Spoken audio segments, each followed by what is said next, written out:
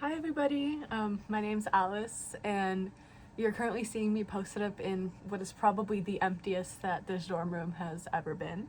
And I'm here today to talk just like a little bit briefly about my intentions and the humble beginnings of this very small and indie and underground YouTube page.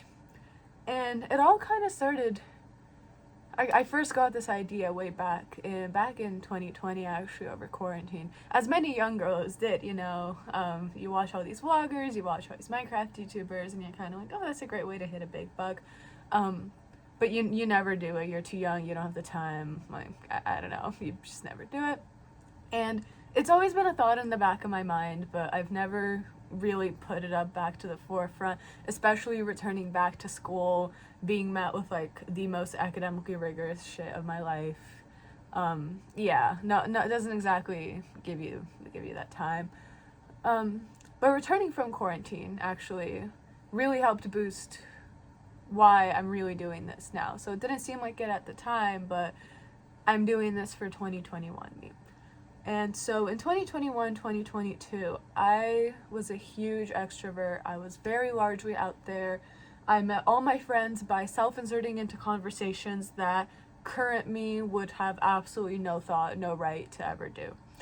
And, not to say I was a huge social, like, monarch or anything like that, but I made a number of friends, not just through like academics and sitting next to each other in class, but just self-inserting in random conversations. I ended up meeting some of my closest friends this way, and yeah. And in fact, this networking was a little too effective, and I hit a little too close to the sun when it ended up landing me my boyfriend of 3 years. And it was great. He's a great guy. Shout out. Hope you're doing well.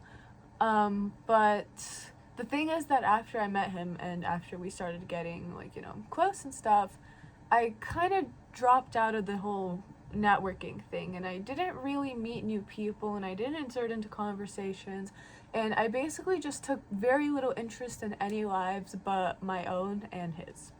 And I thought that was fine, that you'd think like that's commitment and that's loyalty and whatever, and that's certainly what I thought I was doing. And it was fine, and I was happy with this outcome, and, he seemed to be. And over some time, we've fallen apart for, natural and various reasons, nothing personal. But what this has made me realize is just how bubbled out I was over the past 2 years. Just how I had turned into someone that social anxiety was afraid of, to someone who just had to give a 10-minute presentation, a planned presentation no less, and just could barely get a single word out. And so these videos, this series, hopefully, this set of little 10-minute quips, lessons, presentations, I don't know, they're for bringing back 2021 me. They're for bringing back the girl who could network, partially because she needs it now more than ever. She needs the internships, she needs the letters of rec, she needs the good classes, she needs the grades. But also because that's who she was. She was an only child, and people could obviously tell that, like, instantly, the way she held herself.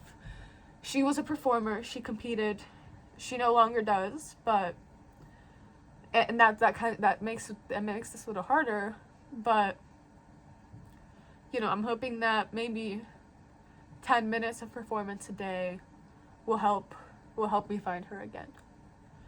And so, yeah, I don't fully know what is going to happen here. As you can tell, this is totally uncut. Like, I will definitely have to get better about the audio and the backgrounds and things like that. But for now, this little clip is all I have.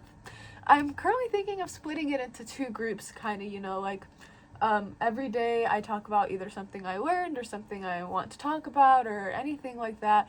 And I kind of forced myself to give a formal presentation on it, a formal 10-minute presentation. So you could kind of count this as my first formal 10-minute presentation on the start of every subsequent presentation. That might be a kind of good way to think about it, actually. And yeah, I guess I was thinking about how to split it, and I think one of my primary thoughts was tangible and intangible, because sometimes I want to talk about things like, oh, I don't know, the Eurovision Song Contest. You know, things that are pretty like intangible, maybe something about history. I'll be taking philosophy of the class over the summer, maybe something like that.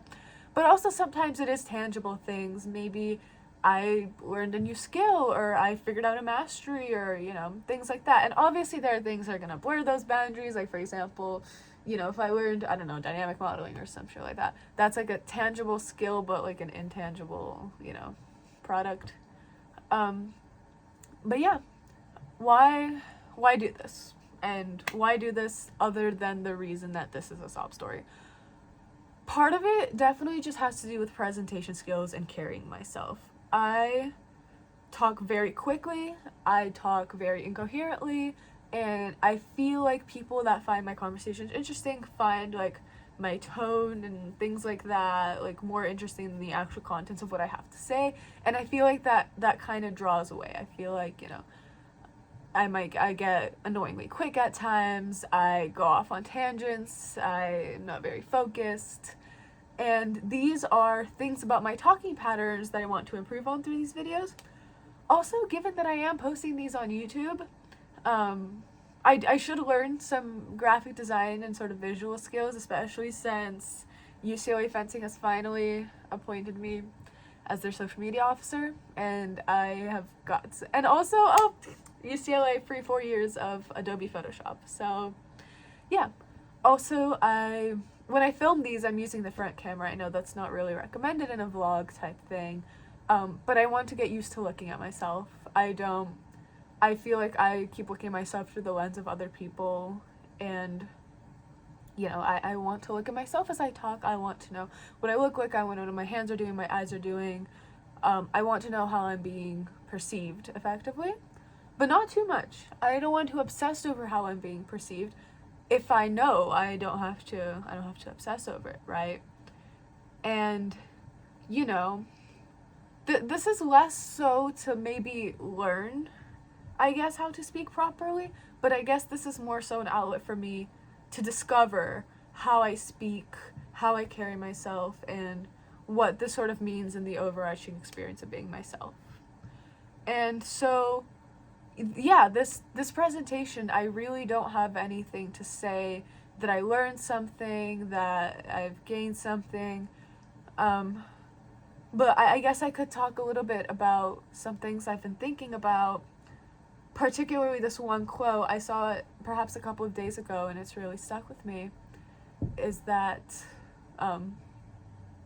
time is an illusion, but love is infinite. And that's something I've really been holding on to right now, because really the only certainty ever is yourself. You can only really ever be certain of yourself and the decisions that you make, no matter how spontaneous they seem, no matter how out of your usual character they are. The only things that you can ever see coming are yourself.